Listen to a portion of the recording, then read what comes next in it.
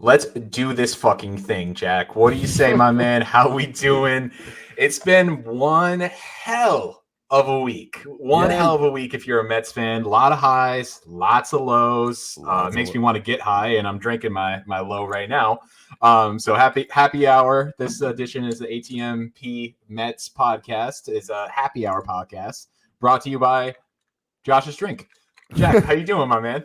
Hey, man, a lot better than last week. Just getting over a bout with the COVID-19. So I'm feeling a lot better. I don't know if you tuned into the pod last week. I sounded like crap on the pod. So feeling a lot better. However, Josh, I noticed you have labeled this pod, this week's episode, as "It's Time to Panic." We can Now, start to panic. We definitely can. We definitely can. I disagree. All I right. disagree. Well, let's We're get gonna into it. Let's get into it. Yeah. All right. So let's start Monday. I think we last did our podcast on Saturday of last week. Yep. Yeah. So we can briefly touch on Sunday's game against the Mariners. Tough L. The Mets were kind of down early. It came back. Not much going on as far as bullpen consistency just wasn't there. But just a tough series overall for the Mets versus the M's. But Yeah. and that was the first series that they lost. So at that point, I really wasn't ready to panic by any means. No, me neither. And you know who gave me a real big reason not to panic was a young man named Patrick Mazeika, who hit a home run in that middle game to take the lead after the bullpen blew it. So shout out Mazeika. Nice job, buddy. I love it. You look like you're just like me or Josh. Like you look like you're just some dude and you're out there catching 95. Like it's unbelievable. So shouts out Patty Mazeika. Well, here's the real deal. If I was Patty Mazeika, I'd be about 35 pounds skinnier. I'd have the goggles and I'd be able to effing rake, my friend. Rake. Oh my God. He hit in one of the games this week. He hit a double, and then in his first at bat, he hit like a screaming line drive to center field. I was like, James McCann, who? Like, this is awesome. So, shouts out Patrick Mazeika. I can't get enough of the guy. He's too funny. He's hilarious. He is hilarious. And just it seems like just a jolt on that team. I don't know what it is, but I feel like you never hear about Patrick Mazeika in the minors, and then when he gets in the major leagues. You're like, all right, number one, who is this guy? Number two, how come he wasn't hitting in the minors? Like, did we not hear about this? Like, what's going on? I couldn't agree more. Yeah. All right, so let's go into it. I believe game one was when the Mets won 3-1. No, excuse me. That was game two. Yeah, we'll go into the Cardinal series, I believe. No, Mets won 3-1 the first game and then lost 4-3 in the second game. I can't keep doubleheader. So many damn doubleheaders. Speaking of which, we have another doubleheader tomorrow. So that will be great. Thanks, Denver, for snowing on May 20th. I appreciate that. It's crazy. You would think all the cloud dust that they have from all the marijuana they smoke out there would cover any snow, but I guess not. No. All right. So Mets win 3-1, game one, Tuesday, May 17th, doubleheader. Not much standing out. Lindor had a big hit. McNeil's had some big hits. Dom had a nice RBI base hit as well. Definitely like RBI double, I should say. A pitcher's duel, I would say for that first game. I laugh that you say that because it's the Mets like patched together C bullpen that is going out there, and really the only guy who gave up a run was Drew Smith. So, I mean, Trevor Williams. And I wouldn't even say C bullpen. I mean, the only guy that you can label as like not part of the main is Jake Reed. That's fair. But I don't want to see Trevor Williams out there. Oh, Trevor Williams, nasty. He's feeling himself big time. He's got the hair flowing in the wind. He's killing it right now. He's like, I'm going to take this rotation spot. And we might see some more of that Trevor Williams. So as scary as that is, I mean, we might see that. So Michaelis pitched well for the Cardinals. He gave up 3 runs, 2 of them earned. And his ERA is down to a 1.68.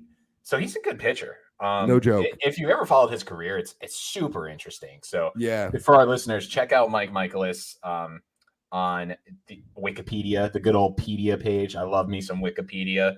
or Baseball Reference. Good time. So game 2, we saw our good old friend, Mr. Taiwan Walker, step up. He threw 5 innings, 3 earned runs, 7 hits, 2 walks, 4 strikeouts. All right, that's quality. I mean, not deemed a quality start by any means, but in this day and age of 5 innings with that back injury that he's got going on, for people who are listening to us after, when we're not on live on YouTube, Facebook, or Twitter, I'll just put up my little bunny quotation marks of, yeah, okay, Yeah. back issue. That's not there. But what's crazy is I look at 5 innings and go, wow, he saved the bullpen. When like that's a joke. Back in the day, I'd be like, wow, he only went 5 innings. Like he's taxing on the bullpen, but it's a different day. It's a different game these days. Yeah, and you know who did save the bullpen though? Adonis Medina. It always does. Adonis Medina. I'm pretty sure he's perfect. Well, not perfect in the sense of he's given up hits, but he has not given up a run yet so far. So that's great. Maybe, and we'll talk about the big news here in a short second. Maybe that's a guy that you can rely on to fill in some starter gaps with that guy named Mad Max Scherzer out for 2 months. 6 to 8 weeks. All right, so we liked the doubleheader. Mets lost this game, however. It was something that you're like, okay, can't win them all. Steven Matz pitched a pretty good game that game. Yeah, he did. And hey, man, it's hard to win 2 games of a doubleheader. I mean, it's just not easy to win both of those games. So, and that was that game, and that was that final play with that run that Eddie Escobar mishandled or couldn't get the ball out of his glove, kind of thing. And that's how Tyler O'Neill knocked in that go-ahead run. I think it was Harrison Bader that he knocked in. So yeah, that was tough to see. Bader's a fast runner too. For all of our office listeners out there, or office viewers out there, Jack and I have been texting all week. Bader, I hardly know her. I hardly know her. So gotta love some Michael Scott for sure. Harrison Bader, good ball player. Ball player. Holy dynamic. Crap. Holy crap. Great center fielder. I'd love him out there in center field. I agree. Just nice player. I agree. So we get to Wednesday night, the 18th, and that's when the bats come alive, baby. Yeah. What were your thoughts? What'd you like that you saw from that game? And obviously, let's get into it about Mr. Scherzer going down. Well, I'll start with the positives. So offense really clicked. Canna had 2 hits. Lindor had a hit, 2 walks. Lindor's really turned it on. Alonso 2 for 4 RBIs, leading the league in RBIs right now with 36. I mean, McNeil 2 for 5. The whole offense kind of really went. I was happy to see Alonso kind of get that monkey off his back and hit a ball that went over the warning track because he seems to keep hitting him to the warning track. So it's nice to see he was actually able to hit one out and kind of get more of his power stroke back. But overall, the offense was really showed up, which after this injury by Scherzer, I mean, Scherzer's quite a competitor. Seeing him wave his hands and say, "I'm done," is alarming to see. I try to stay optimistic. I try not to be like, oh, something horribly went wrong until I see the medicals. But after the MRI and the fact that he has a mid to severe oblique strain, I mean, like, that's no joke. We're not going to see him until at least the All-Star break. So yeah, not great. We're going to see like how can the Mets really recover from this. And these Mets seem like they're built different, so let's give them a chance to show us they're built different. So yeah, what do you think, Josh? I'm just so upset talking about it. Just so upset talking about it. Scherzer, he was your ace, and now you look to Chris Bassett to be your ace. And to me, the fact that he waved it off and knew something was wrong immediately, and the severity of the injury definitely makes me wonder, were you dealing with this for an extended period of time? I think he said that he was. Like, I saw an interview where he was like, yeah, I've been pitching through this. It's kind of like that Noah Syndergaard thing. Like, please just stop throwing. Like, you're going to do something worse. And he did. Like, come on. Yep. I mean, but again, if we sat here and he didn't pitch, we'd be like, come on, man. Like, Exactly. I mean, I don't think you and I would, but I think other Mets fans would, no doubt. And Josh, I don't know about you, but I feel like we haven't seen Classic Max at all this year. I mean, he's been good, but he definitely hasn't had his A+ stuff that he's had. I don't think once. I mean, I haven't once seen With him go out that there and be like, game that he kept going into like the 6th inning with no hits, I thought that was something that yeah, that was that game for him. But he still didn't have like pinpoint control. I mean, he hasn't at all. And there are games where he's like, I mean, he's thrown like 2 no-hitters with no walks. Like he can have pinpoint control. So I don't know. Well, they definitely had to have a walk in there, but yeah, I know. Well, he hit Tabata that one game. Yeah.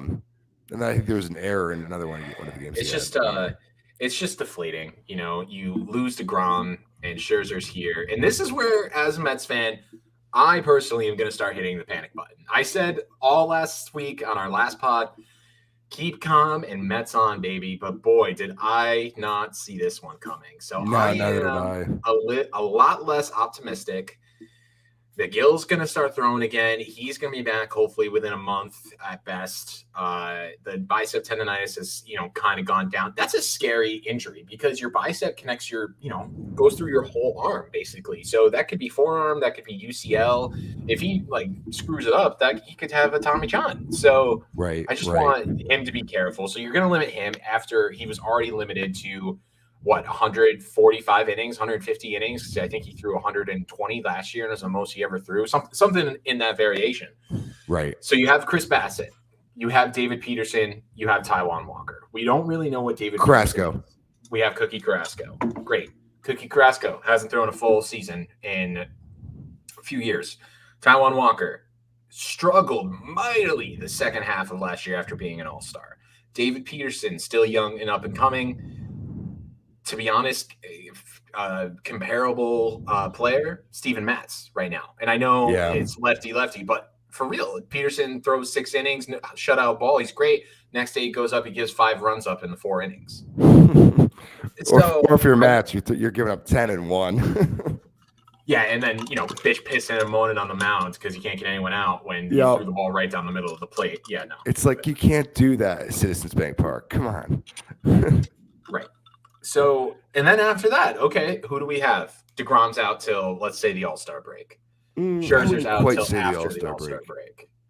You wouldn't say the All-Star break? No, I think DeGrom, I think they're trying to ramp up. I thought I saw that he's not cleared to throw on a mound yet, but I think that's coming quite soon. And then We're 12 days. We're 12 days from June, my friends. We're 12 days from June. You think he's going to start throwing on a mound? Yeah, I think he starts right around June 1st. And then what? So. He comes back July 1st. I think we see him a couple weeks before the All-Star break. What are you going to get out of him? I mean, you obviously.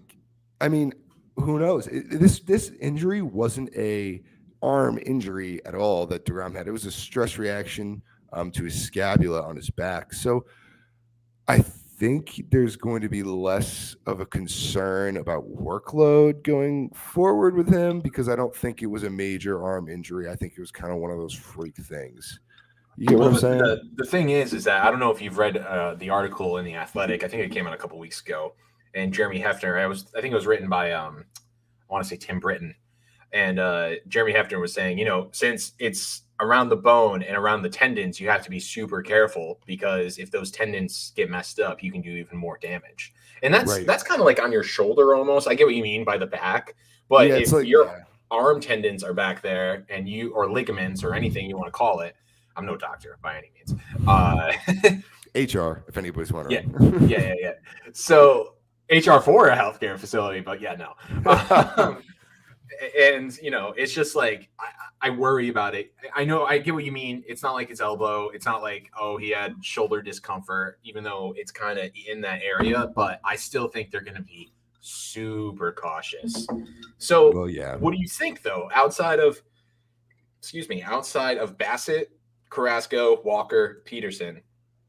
You don't have McGill for probably at least 2 weeks. I know I said a minute ago, but I said 2 weeks. Yeah. We'll see. We'll see how many rehab starts he needs. Yeah. All right. So is our man Trevor Williams the the Jesus looking Trevor Williams? Is he getting the ball? So I don't think so. Here's what I think is going to happen. I think that Stevie Cohen. Remember, these are not the Mets of old. We have Stevie Cohen. We have Uncle Stevie. I think he's going to go out there and I think he's going to get some sort of piece, whatever that might be. And I'm not saying he's going to go get Luis Castillo or Frankie Montas, even though that'd be great. I don't think he's going to do something like that because eventually you are going to get these guys back and then you're going to have a surplus of these starters, which I guess you could trade at the trade deadline. But I don't know. I don't really see him doing that. I think he's going to get somebody who's like got some sort of team control and has some sort of options to the minors. But don't you already have that though? I mean, that's kind of I totally get what you're saying. Go out, maybe get a fourth or fifth starter. You don't necessarily need to trade for Luis Castillo or Frankie Montas yet. And frankly, I think the asking price for those two players would be way too high in the month of May right now. Yeah, that's a July thing. What about like Tyler Mahle on the Reds? Like he's had a middling start to the year, but he's had a good history of being a good starting pitcher, and I'm pretty sure he's got options that you can send him down if you really needed to. I mean, someone like that is kind of like the option I'm looking for. Someone with upside who is that better than what you have in house right now with Adonis Medina, with Trevor Williams? You think so? I think so. I disagree, but this is why I think that they have proven starter. They're proven starters. These are guys who have gone out there and delivered 175 innings, 180 innings at a time for a couple of years. So I think there's a more sure quality you're getting. Like those innings are done by somebody who's done it before and there's experience there. Where Jonas Medina is. What a DFA player who we picked up. I mean, nothing wrong with that, but he just has never been there before. What happens when they're in the middle of June? They've had a 5-game losing streak and they need to stop her. Do you really want Adonis Medina on the mound, or would you rather have somebody who's kind of been there before? And that's kind of why I choose someone like Tyler Mahle, someone who has like some sort of experience on the mound in the past. Yeah. Well, I didn't plan on doing this, and I don't think you did either, but it has been the talk of a lot of stuff I've been reading lately. So I'm going to put it up there. We'll dive in for a second. What do you think about trade rumors going on so far? So what I've seen so far is the Mets need a catcher, and I disagree. James McCann's your catcher. You know, you paid him for 4 years. He's in year 2. You got 3 more of him. I think I don't think the catcher is your long-term position that needs to be filled. I haven't actually seen any reports about Mets needing a catcher. But yeah, I think at this point, I mean, you've committed 4 years to James McCann. I think you just kind of have to ride that out, or at least ride it out until Alvarez kind of makes it to the major leagues. So yeah, which could be by year 4 of McCann's deal. And you have Nito and you have Mazika. It could be by next year, to be honest. Maybe not the start of the year, but halfway through the year by the All-Star break. I mean, I could see him making a push by that point. So, I mean, you have Nito, you have Mazika. Like, you're not wrong. There's some catching depth there. Granted, it's not high-quality hitting, but it's giving you really nice defensive metrics where you got James McCann with the McCannon behind the plate and Nito, who's like a top 3 pitch framer in the majors. Like, I think that there's more value there in the defense than the offense kind of shows. For sure. So I think that the Mets are kind of at an okay place with the catcher, even with McCann being hurt. I don't think it's really bothered me all that much, to be honest. I don't. I'm very comfortable with Nito and Mazika. I almost just combined their names there. Nita, and you know, I'm really comfortable with them. Like you said, they got the defensive metrics working. Nito swings at every goddamn pitch. Yeah, he does. He's got a layout. I'm just keeping it real. Mazika just rips him. I don't know what that guy eats in the morning, but man, does he just mash. Like, he gets to the ballpark and he's like, I'm a mash. And that's what I really like to see. Yeah, I follow Mazika on Instagram because Me too. I think he's hilarious. And He posted a picture today of him with it looks like his nephew, a child that he's Yeah, I thought it holding. was his kid, to be honest with you. Yeah. It might be. I mean, he's in full Mets garb. He just looks like a stallion. So shouts out Patrick Mazeika. So I think they're okay with the catcher. What do you think about? All right, obviously they're now looking for pitching. What do you think there? I saw some rumors about Frankie Montas. The Mets are kind of checking in on him. What do you think about that? I mean, yes, love it, want him. Are the Oakland Athletics really going to make another trade with the Mets? And are the Mets really going to be sending more players to Oakland? I mean, what we're going to be like, we're the Oakland Mets. I think I said it in our first podcast. It's yeah, like, we are. Come on. Or the New York Athletics. I mean, we have Marte, we have Bassett, we have there's someone else in there too that I'm forgetting. Canna. I don't think I need any more Oakland Athletic players. Let's get Jerry Blevins back, and we'll have even more. Why don't we just add Jason Giambi into the mix, and then we'll be like the freaking Yankees of 2002 or 3 or whatever year they got Giambi. So, I mean, an exact same thing. They were, it was like the minor league system for the Yankees. Now it's the minor league system for the Mets, and cool. I'm glad. I guess it really doesn't matter if Montas is a good player and performs in New York. He probably thinks he can, and I hope he can. But I think Gary and Keith, I think were mentioning yesterday about Sonny Gray when they broke the news of Scherzer. I do not want Sonny Gray. I don't want Sonny Gray. No. I mean, I watched Sonny Gray pitch in New York for a couple years with those Yankees, and he couldn't do it. No, he can't handle it. It was interesting that he could do it before he got to the Yankees, and it was incredibly more interesting that he could do it after he left the Yankees. So it makes me think that guy cannot pitch in New York. And hey, I agree. I'm not here to bash him. I'm just saying it seems like that's more of a fact than a myth at this point. Yeah. So I don't want Sonny Gray. Luis Castillo, he's Marcus Stroman in a different form to me. He's consistent, but not unstoppable. He is overrated. He's not a number one. I don't even think he's a number two. And it's just something that it's like, okay, great. Yes, I will take him, but you better not overpay. There better not be a Brett Beatty, a Mark Vientos, a Ronnie Masario, or Francisco Alvarez anywhere near a Luis Castillo trade, in my opinion. Yeah, I would agree there. And I will say if we do get a Luis Castillo, I don't want to see all the memes of he dropped the ball, which I know will be coming out if the Mets get another fucking Luis Castillo. Because that calls stays with me the past 10 years. Oh yeah. It was that was the turning point of that team and that season, the whole 9 yards. I mean, 06 they were amazing. 07 they were very good, collapsed at the end. And 08 was kind of the end of that run. And when Castillo dropped that ball, I think that those games were early July. It was even before the All-Star game. That was the most disheartening, upsetting thing I've ever seen as a Mets fan. Devastating. Horrible. And I hate A-Rod. I just would like to say it on the record. I hate A-Rod. So yeah, he's the poster boy for MLB right now. I mean, he's got a lot of MLB stuff going on. So it's amazing to me how a player can become the most hated. He sued MLB. But let's be real. He's talked about. Villain, whatever you want to call him, he is talked about. It's like Tom Brady. Tom Brady has signed a Fox Sports analyst deal for $375 million. He's not even done playing. You don't even know if he can do it. Right. But it's Tom Brady, and people will talk about him, whether it's good or bad. And people are going to hate him or love him no matter what he does. And I kind of think the same goes along with A-Rod. Now, A-Rod's not the all-time great in his sport. If you ask A-Rod, he probably will tell you he is. He will tell you that. He's not Tom Brady, but in the same light he is as far as public images go. That's fair. That's a good comparison. Thank you. So, all right. Yesterday's game, let's go back real quick. Sorry. The Scherzer threw us for a loop.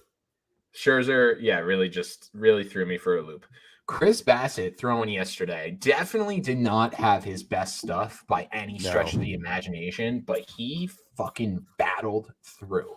Yeah, he shoved. He did shove. So, quick stat line on him: 6 1/3, 9 hits, 4 runs, 1 walk, 3 strikeouts, 2 home runs. brings his season ERA up to a 2.77, still very outstanding. And, the other pitchers in that game, Drew Smith, 1 hit. Edwin Diaz gave up a run. Edwin Diaz definitely struggled in that game. I was a little worried about him. Holderman came in. Holderman pitched 2 days in a row. I don't even think I've heard of that guy until he got called up, and I was like, yeah. Okay. And they keep singing his Gary, Keith, and Ron keep singing his praises. They're like, we saw him in spring training, and he was awesome. So who knows? Yep. I agree. And then for Dakota Hudson pitched for the Cardinals, I did not expect the Dakota Hudson that we saw. I was expecting Dakota Hudson 6 innings, 1 run. And I was happy to know that he didn't even make it through five hits, 4 runs, 2 walks, 2 strikeouts, raised his season ERA to 3.6.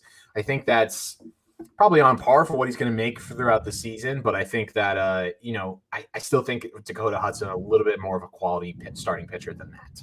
Yeah, so not a good game for him. Nick Whittegren came in, and here we go. This is where my blood's going to boil. And I have said this before on this podcast, and I'll say it again. I'm going to back away from the microphone so I don't get any feedback because I'm about to yell. If you can't throw inside, do not throw at all. How hard is it? How hard is it? You are a Major League Baseball player. You are paid to pitch. You make minimum $700,000 a year to throw the ball. You can't pitch it inside without hitting a guy or close to his head. Are you freaking kidding me? Oh, my AirPod just fell out. I'm heated. Dude, and this isn't no joke, real shit. I am heated. Oh, well, we don't have the sunscreen and rosin combo. Too fucking bad. Grow up, throw the ball. Just, it's not that hard. It's not that hard. Hey, we didn't make it to the major leagues. Maybe it is a little bit harder than we're, giving them credit for. But at the same point, come on, man. Are you serious? Seriously, grip the ball. Throw the ball, not near. But I will say, in Whitgren's defense, and I don't like doing this, but in Whitgren's defense, this was his 3rd day throwing, and he was definitely gassed. I mean, he got 1 out. He couldn't even get 1. He couldn't even get 2 outs. He got 1 out, and that was it. I know, and he gave up a walk, 2 hits, and a run. But he's, and in fairness, it seems like the Cardinals use their relievers a lot. They did. Helsley has thrown a lot, and he basically the other night got his perfect season blown up. He was he still hasn't a lot of run though. Oh, I thought he gave up. It wasn't earned. It wasn't earned. You're right. Yeah. He's good. Gallegos is great, and you can see why they moved Jordan Hicks to the rotation. But at the same point, Gallegos come on, man. I thought he's got 2 blown saves this year, both. But I like Gallegos as far as just a pitcher. No, me too. I think he's got some nasty stuff. But I like that I just like that we're his only 2 blown saves are against us. And that pitch he threw to Alonso, 93 down and in, right over the plate.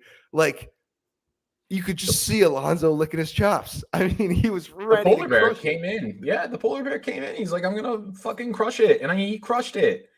Lindor got on base 8 straight times. Yep. That was just unbelievable. And that just goes to show, and this is kind of leading back to our topic of last week, where it's stay calm and Mets on. Lindor's the type of guy who can get on base 8 times straight. Yeah. He's the type of guy that can get on base 20 times straight. Everyone needs to calm down. Francisco Lindor knows how to play the game of baseball. He's going to hit 275. He's going to hit 30 home runs, and he's going to knock in 90 RBIs and play Gold Glove caliber defense. He'll be okay. At shortstop. Yeah.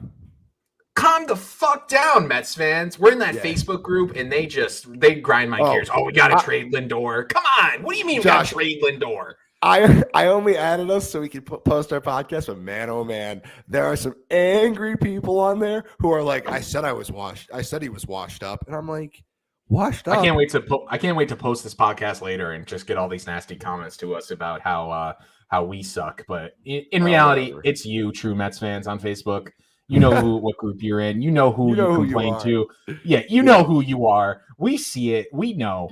All right. So my standouts. And yes, Alonso's game-winning home run was absolutely crushed. I think I put the tweet out. Loved Gary's call, but the Keith in the background with the was just like unreal as far Wow, as Josh, like have you been just practicing? That sounds perfect. just the true emotion and just they're great. I mean, you don't read the New York Post or probably news articles that much, but Phil Mushnick is a columnist for the New York Post, and he kind of does critiques of broadcasters throughout the league and throughout all sports. And he wrote an article or a column, I believe it was last night, about how the Mets broadcasters, whether it be Gary Cohen, Wayne Randazzo, Keith, Ron, are just so much more superior to the Yankee broadcasters. Oh, it's not even close. And I mean, listening to Wayne call that game with Gary, Keith, and Ron for two games. Yep. It was like he belonged there. I didn't even think twice about it. Like he's. When I watch a baseball game, I look for a calming voice, but I also look for someone who's going to be informative and kind of give me a visual view without even looking at the TV if I don't need to. Almost like what you look for out of a radio broadcaster. And Wayne is a radio broadcaster, and so is Gary. But I think Wayne lives up to that hype and standard that Gary has set for us for the past 12, 15 years, whatever it's been. Yeah, well, I think they like tell the story as they go, and I think that's really what draws me in. But I say let's get to our standout from the week because we're my standout for the week besides Wayne Randazzo is Mr. Pete Alonso. Yeah, he's got to be. Again, well, I think he's taken the crown a few times, or as our boys on John Boy Media would say, he's taking a pedal. Taking a pedal. So funny. Yeah, I mean, Alonso fucking crushed it. He did. He crushed it. I've got a couple options. I could go with the aforementioned McNeil. But I'm going to be different because McNeil, you've gotten a lot of praise on this pod so far because you're absolutely killing it. But Lindor, I know you didn't have the best week, but you're turning it around at the end, and man, oh man, that's good to see. If you could just start mixing in a couple extra base hits every once in a while, that'd be great.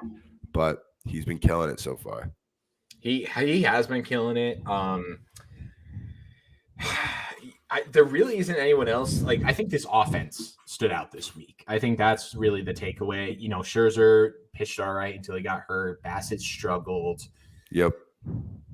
Other starters kind of struggled a little, and besides Trevor Williams, excuse me. But I think that it was definitely something that where the offense was the carrier of the weight load this week, and that's fine. Agreed. And honestly, that's awesome. And if it can keep going like that, because how often have we said that we've watched these Mets teams and everyone struggles at the same time? Yeah. I don't think that's the case anymore.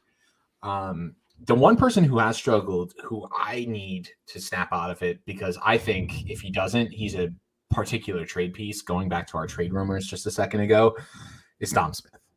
Oh, I thought you were going to say somebody else. Nope. Dom Smith needs to start hitting.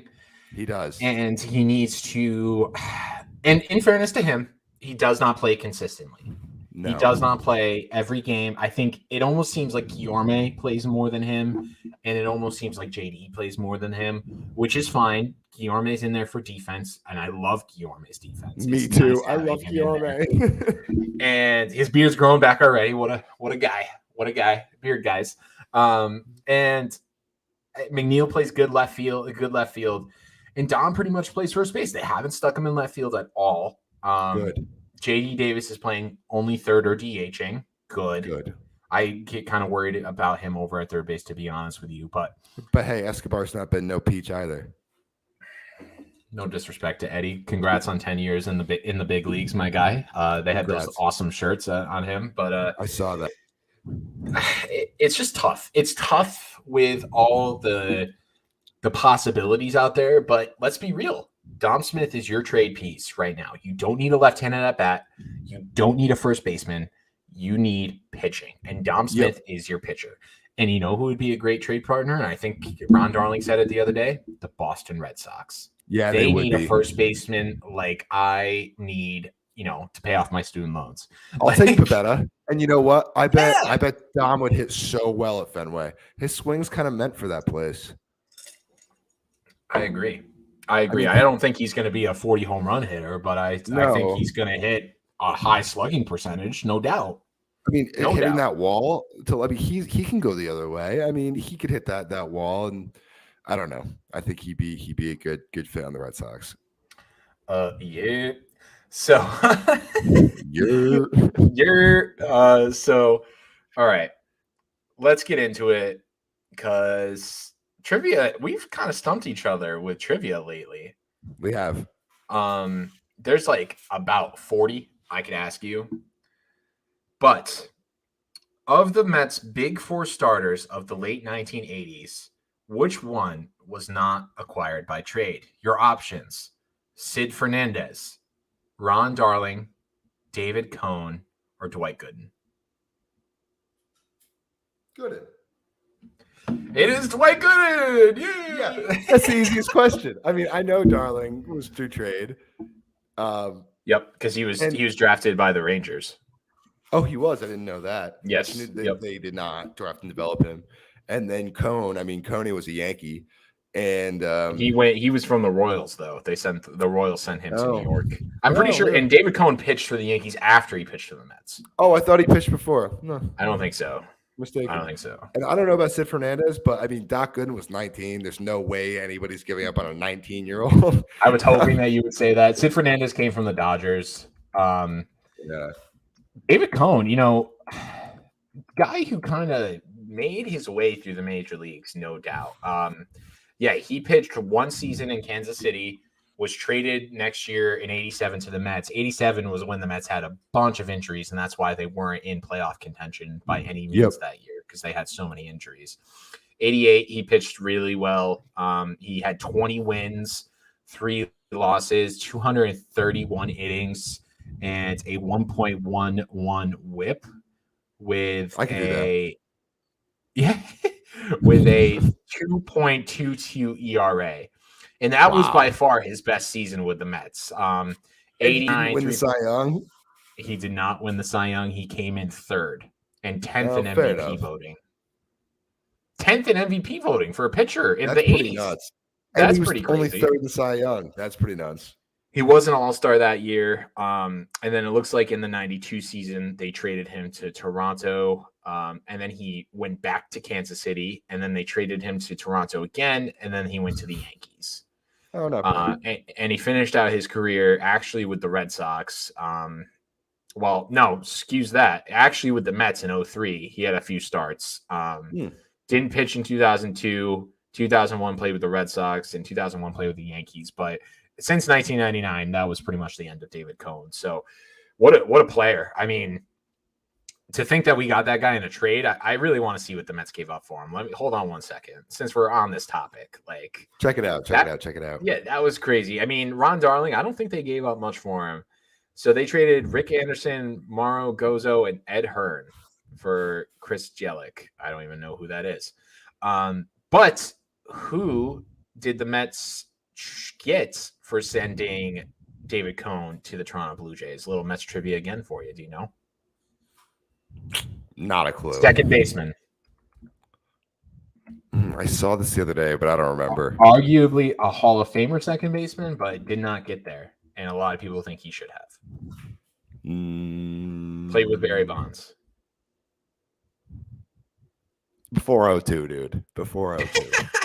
Oh, that's funny. Yeah, I make fun of Jack because any trivia before 2002, he has no idea. But he did get this one, in fairness. So it was actually Jeff Kent. Was it Jeff Kent? Really? He should be a Hall of Famer. Jeff Kent. He's there. He's every fucking where. Jeff Kent. He should be a Hall of Famer. What do you think, Josh? No, I disagree. Don't think he's that good. I thought he was kind of overrated. And to be frank, and this is what my father has always taught me, who's a lifelong Mets fan and a baseball savant, in my opinion.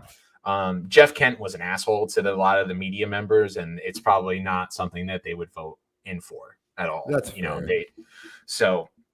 And it's kind of like, it's in the same breath as Clemens and Bonds. Not only did they cheat, and I'm not saying Jeff Kent cheated, but they weren't nice people.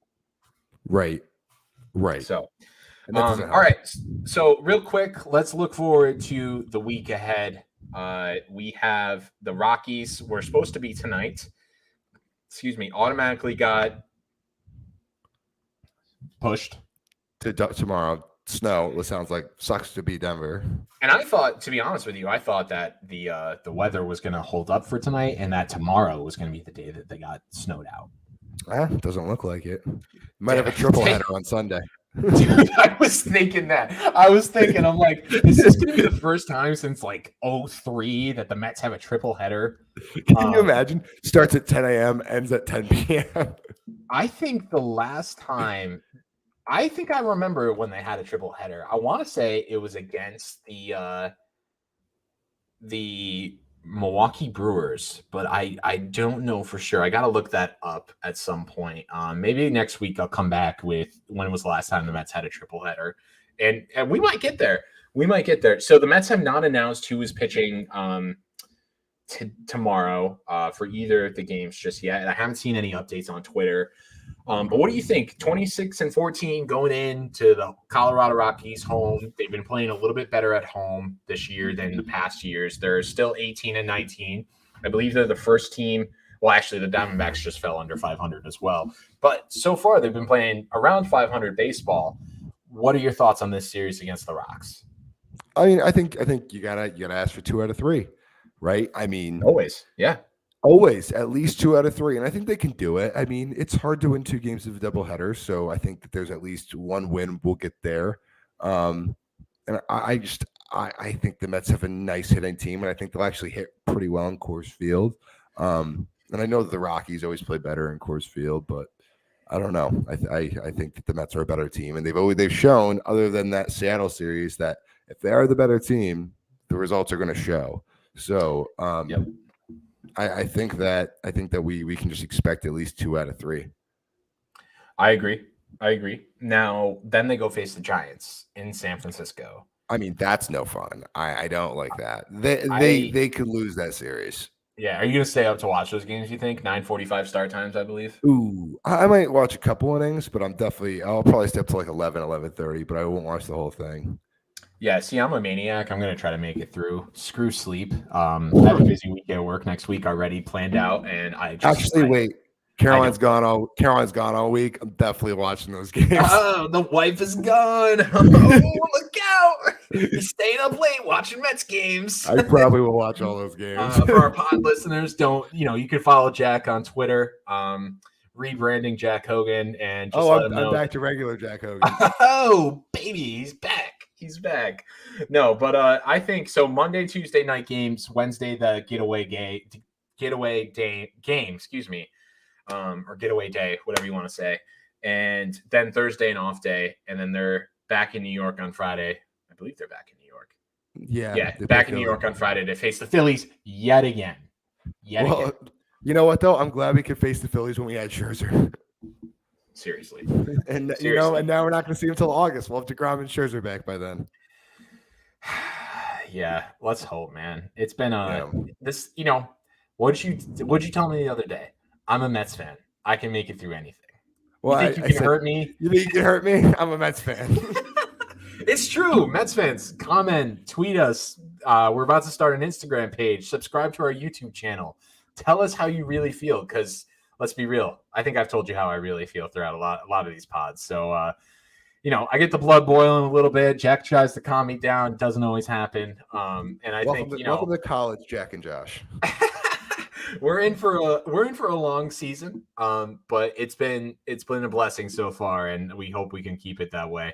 And you can, like I said, you can check us out on Spotify. We should be coming to Apple Podcasts here soon.